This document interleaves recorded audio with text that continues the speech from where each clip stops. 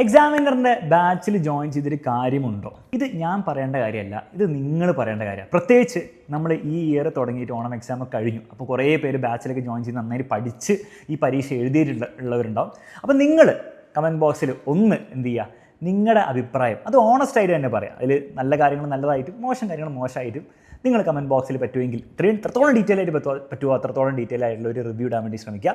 ബാച്ചിൽ ജോയിൻ ചെയ്യാനൊക്കെ ആഗ്രഹിക്കുന്ന കുട്ടികൾക്ക് ഇത് ഒരു യൂസ്ഫുൾ ആയിട്ടുള്ള കാര്യമായിരിക്കും. പിന്നെ ഇതിൽ ഫേക്ക് ആയിട്ടുള്ള കമൻസ് ഒന്നും വേണ്ട, അതായത് വെറുതെ എക്സാമിനർ നമുക്ക് പറയുമൊന്നും വേണ്ട, എന്താണോ റിയാലിറ്റി അത് പറയാം.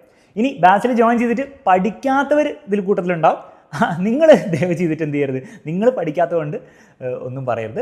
തീർച്ചയായും ബാച്ചിലെ എന്തെങ്കിലും ക്ലാസ്സൊക്കെ ഉപയോഗിച്ചവരാണ് ഇതിൻ്റെ അഭിപ്രായം പറയാൻ വേണ്ടിയിട്ട്. ഇനി ബാച്ചിൽ ജോയിൻ ചെയ്ത് പഠിക്കാത്തവരുണ്ടെങ്കിൽ നിങ്ങളത് പറഞ്ഞോളൂ, ഞാൻ ബാച്ചിൽ ജോയിൻ ചെയ്ത് പഠിച്ചില്ല എന്നുള്ള കാര്യം. പക്ഷേ നിങ്ങൾ ഫീസ് കൊടുത്ത് ജോയിൻ ചെയ്തവരാണ്, ആ ഫീസ് കുറവായതുകൊണ്ട് എന്ത് ചെയ്യരുത്, ബാച്ച് അങ്ങനെ നിങ്ങൾ എന്താണ് അത് ഉപയോഗിക്കേണ്ട ആവശ്യമില്ല, പരീക്ഷയ്ക്ക് ഉപയോഗിക്കുക എന്നുള്ള ആ രീതിയിൽ കാണരുത്. അതുകൊണ്ട് മാക്സിമം ബെനിഫിറ്റ് എടുക്കാനാണ് നിങ്ങൾ ശ്രമിക്കേണ്ടത്.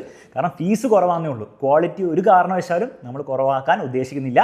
തീർച്ചയായിട്ടും അങ്ങനെ ജോയിൻ ചെയ്തവരാണെങ്കിൽ, ഇനി ജോയിൻ ചെയ്യാൻ പോകുന്നവരാണെങ്കിൽ ബാച്ചിലെ മാക്സിമം കാര്യങ്ങൾ നിങ്ങൾ ഉപയോഗിച്ചിട്ട് വേണം പഠിക്കാൻ വേണ്ടിയിട്ട്. അതൊരു റിക്വസ്റ്റും കൂടിയാണ്. അപ്പോൾ എല്ലാവരും കമൻറ്റ് ബോക്സിൽ നിങ്ങളുടെ അഭിപ്രായം ബാച്ചിനെ പറ്റിയുള്ളത് കമൻറ്റ് ചെയ്യുമെന്ന് പ്രതീക്ഷിക്കുന്നു.